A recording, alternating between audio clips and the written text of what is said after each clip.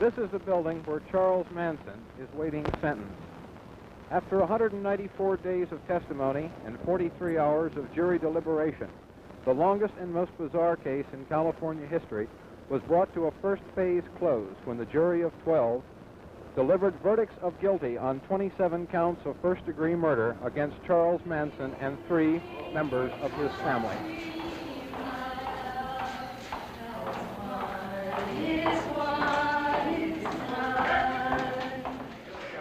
You know what they're doing to your Constitution? What's that? What are they doing? They're making a joke out of your Constitution. Love's not in your courtroom, Your Honor. And God is not in your heart. What happened there today? They do what they want. Of Manson's original family, only 3 are left in Los Angeles. The rest have disappeared, moved to the deserts, gone to jail, and some stand vigil, waiting for Charlie. You know, I'm just walking around out here, but I'm in there. I'm in there with all those people. I'm in there with every young person that should be free. And I'm in the Hall of Justice with Charlie. And I'm in death row with Bobby. Because you might see different bodies, but we're all one mind, one spirit. And wherever we are, none of us will be free until every single one of us is out, you know. And I might as well just be in jail. If I thought I could do better in jail, I'd just walk right in right now. There's a time for living. On January 25th, 1971, Charles Manson, Susan Atkins, Patricia Krenwinkel, Charles Tex Watson, and Leslie Van Houten were granted the death penalty. You are next, all of you. There are many, listen to me, there are many more men who are experiencing the same injustice. There's a revolution coming very soon. What will you do next now? What are you going to do right now? Can you feel those feelings real? Look at your game, girl. Oh, look at your game, girl. We jump ahead now, a year later. I'm driving my car, 1972. The car radio's on, and I hear that the U.S. Supreme Court had set aside the death penalty, made all of their rulings retroactive. Manson and I used to have several conversations. He says, you know, Bugliosi, he says, you haven't achieved anything. He says, all you've done is send me back to where I came from. Sad, sad game, mad game.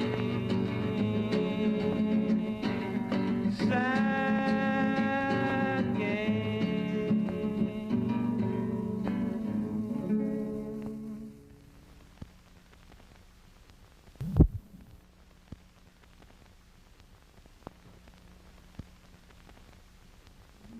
I had 1,000 dreams like sharp knives on sewing machines, and my mind just raced away. Reflection of children coming up in the gray, coming up from the grave. We took the liberty of bringing a little box here along so that you could hear. Let me explain. Lino Bianca was killed for a black phone book with all the numbers in it. The phone numbers that controlled the music market. Sharon Tate and those people were killed because Terry Milcher broke a contract and sent 3 Orientals with hatchets over to kill somebody else.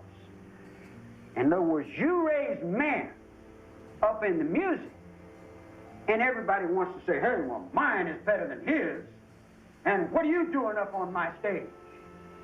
And who controls what on this set?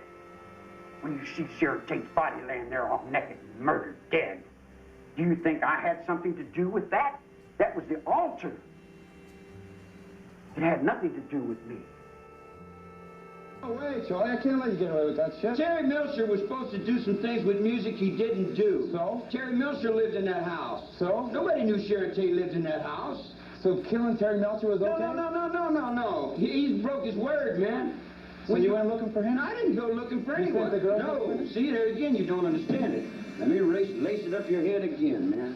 Because when I fell out of this penitentiary and I was playing my music, you, Neil Diamond, Buffalo Springfield, Beach Boys, all of them guys came to me, you dig, and you said, how can you play this kind of music, man? We've never heard this kind of music before. You know, he said, wow, this is strange kind of music, you know? And I said, oh. And they copied and stole from me and took it down and put it in whatever they did, you dig? We were in and out of the best music studios, regardless of if the producers and people would like to cop to it now. We were in some of the studios that musicians would give their left arm to be in. And Manson was perceived to be, and the group was perceived to be quite talented by a number of industry people here in Los Angeles. There was nothing to indicate that things were really seriously deteriorating right up until the murders happened. He was always interested in music. That's the sole interest of Charlie Manson. He sat on the rock and played guitar. He'd get up and walk around. He'd get a piece of pencil and paper and go and write some music. And everywhere he went, some of the girls kind of followed him and laughed and talked and sang. You've painted a very poetic picture of this community. How do you relate this to one of America's most bizarre murders? The only thing I can say to that is that after their music fell through, they became more morbid and started thinking of other lines. Were they taking drugs, do you know? We never could prove it, but off and on we heard they were. The only thing that could have cracked their mind. The myth runs that Terry had promised this contract to Charlie and that he had not come through with it. Charles got it in his mind that everybody was letting him down. He had been lied to, his words, and being the psychotic that he is, he conceived this idea of revenge. And the story went that when that happened, he then went looking for Melcher, and that was when he discovered the tape people in there and murdered them instead of Melcher.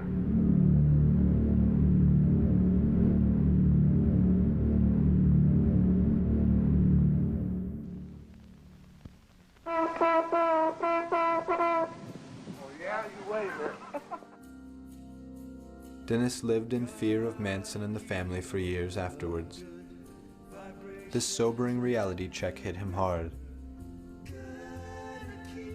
At that, he started taking an active role in the studio to regain credibility. All of a sudden, he started to shine. He came into his own. You know, he could produce, he could write, produce, and arrange a little bit, and sing. In August 1977, Dennis was the first Beach Boy to produce a solo album entitled Pacific Ocean Blue.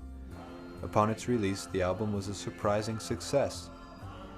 Dennis became passionate about recording and dedicated his time to writing music after being inspired by his brother Brian and the plethora of madness that had recently entered his life. Gotta keep those love good vibrations are happening with her. Gotta keep those love good vibrations are happening.